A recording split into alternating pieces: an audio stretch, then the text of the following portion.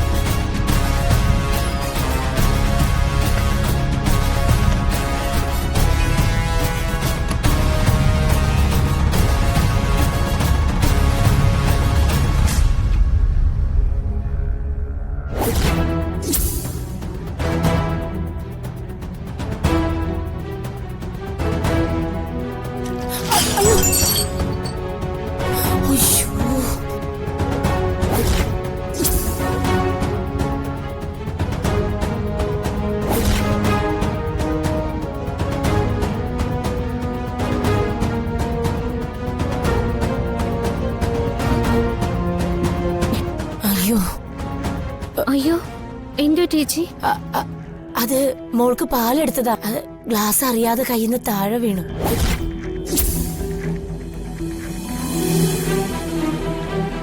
ഒരു ഗ്ലാസ് പൊട്ടിയതല്ലേ, അതിനെന്തിനാ ഇത്ര വിഷമിക്കുന്നേ? വേണമെങ്കിൽ ഞാൻ വൃത്തിയാക്കാം. അയ്യോ വേണ്ട, ഞാൻ ചെയ്തോളാം. മോള് പൊക്കോ പൊക്കോ.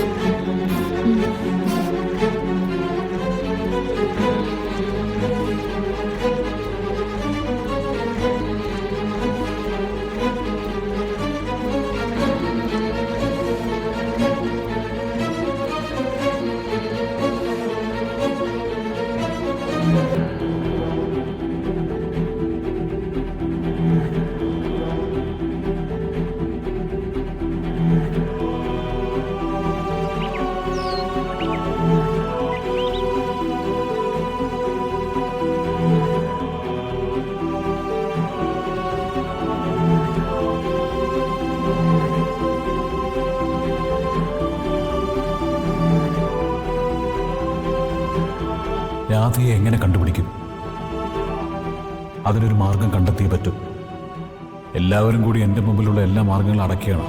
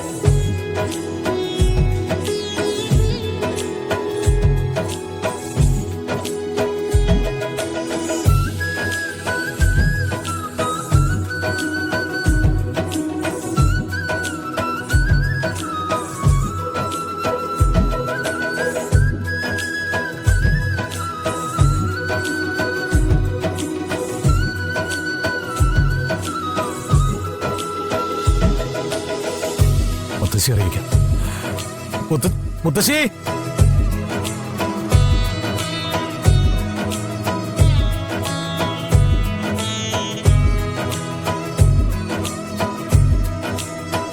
മുത്തശ്ശി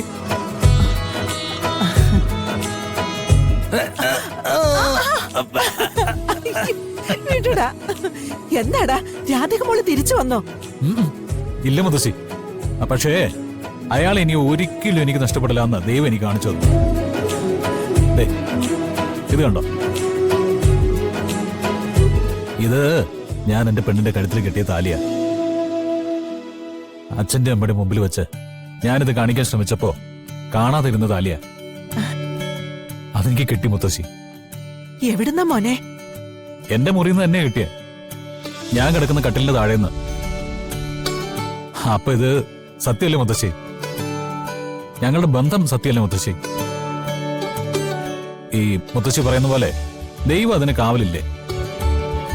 ഉണ്ട്. ഇപ്പോഴെങ്കിലും നിനക്ക് വിശ്വാസമായല്ലോ. ഇനി ഒട്ടും വൈകണ്ട. ഇപ്പൊ തന്നെ പരമേശ്വരനെയും പത്മിനിയെയും ഇത് കാണിക്കണം. പറഞ്ഞു ബോധ്യപ്പെടുത്തണം. അത് വേണ്ട മുത്തശ്ശി.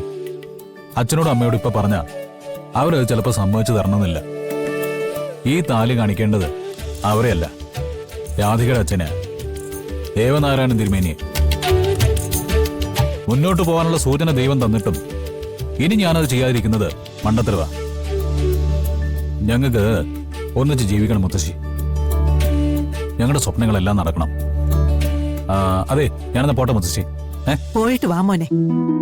ദൈവം നിന്നെ കാക്കും. ഓക്കെ.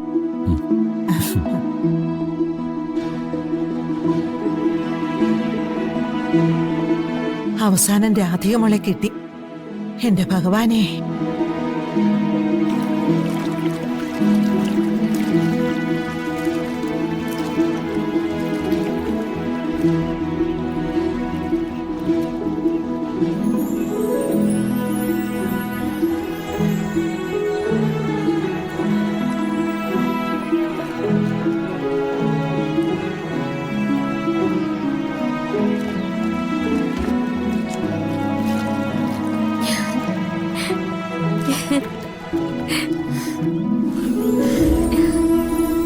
ഫിദ മാഡം വലിയ സംഭവം കേട്ടോ.